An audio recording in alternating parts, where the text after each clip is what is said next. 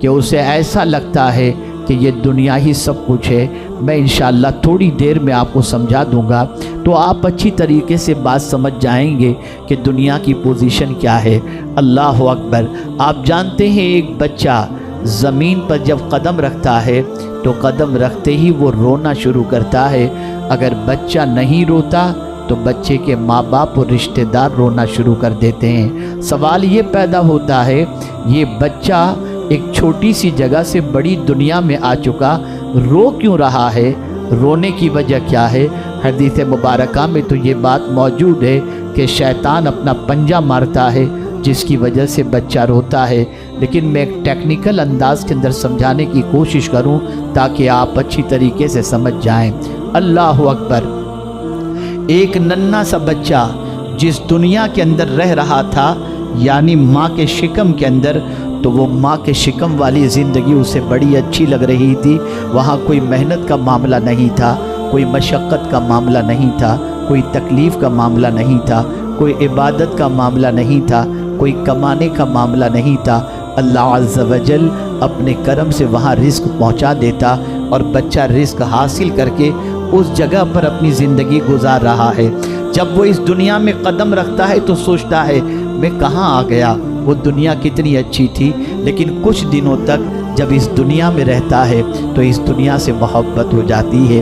تو ماں کے پیٹ میں تھا تو ماں کے پیٹ والی زندگی اور وہ دنیا اسے بڑی اچھی لگ رہی تھی۔ لیکن جب اس دنیا میں آیا تو پہلے یہ دنیا اسے اچھی نہیں لگ رہی تھی، لیکن پھر اس دنیا کے اندر رہنے لگ گیا تو چند عرصے کے گزارنے کے بعد یہ دنیا اسے اتنی پسند آ گئی کہ اب دنیا چھوڑنا نہیں چاہتا، دنیا کی محبت میں گرویدہ ہو گیا۔ یہ دنیا کے محلات، یہ دنیا کی چاق و چوبند زندگی، یہ دنیا کے تعیشات، یہ دنیا کی لمبی کاریں، یہ دنیا میں آسائش کے سارے سامان، ان ساری چیزوں کو دیکھنے کے بعد دنیا کی محبت اس کے دل میں اتنا گھر کر جاتی ہے کہ دنیا میں آنے والا کوئی انسان اس دنیا سے جانا نہیں چاہتا، مرنا نہیں چاہتا۔ کسی سے پوچھو مرنا ہے تو کہے گا نہیں۔ ہاں، ایک دنیا میں ایسا شہر ہے جہاں پہنچنے کے بعد انسان مرنے کی تمنا کرتا ہے، اور وہ شہر ہے مدینہ منورہ۔ اللہ اکبر۔ جہاں انسان جینا بھی چاہتا ہے اور جہاں انسان مرنا بھی چاہتا ہے۔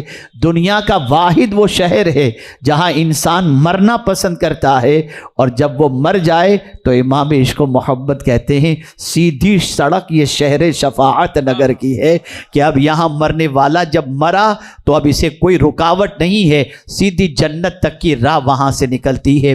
بلکہ حضور صلی اللہ علیہ وسلم نے تو یہاں تک فرمایا ہو سکے تو تم مدینے میں مرو، یعنی مرنے کے بارے میں فرمایا گیا۔ اسی لیے بہت سارے لوگ اپنی زندگی کے آخری ایام کو مدینہ منورہ میں گزارتے ہیں اور سوچتے ہیں کہ موت آئے تو مدینہ ہی کے اندر موت آئے۔ میرے پیارے آقا صلی اللہ علیہ وسلم کے پیارے دیوانوں، یہ صرف ہم لوگوں کی تمنا نہیں، وہ سیدنا فاروق اعظم رضی اللہ المولا تبارک و تعالی عنہ، جن کی نیکیاں آسمان کے تاروں کے برابر، وہ کیا دعا کرتے ہیں؟ اللہم ارزقنی شہادتاً فی سبیلک واجعل موتی فی بلد رسولک۔ اے اللہ مجھے شہادت کی موت عطا فرما اور مدینے میں مجھے موت عطا فرما۔ اللہ اکبر۔ امام مالک زندگی میں ایک ہی مرتبہ حج کے لیے تشریف لے گئے اور استنجا کرنے کے علاوہ مدینہ منورہ سے باہر نہیں نکلے۔ کبھی مدینے میں استنجا بھی انہوں نے نہیں کیا، جب حاجت ہوتی تو مدینے سے باہر نکل جایا کرتے۔ اور کیا عشق تھا مدینے سے امام مالک کو، مدینے کے در و دیوار کو چوما کرتے تھے۔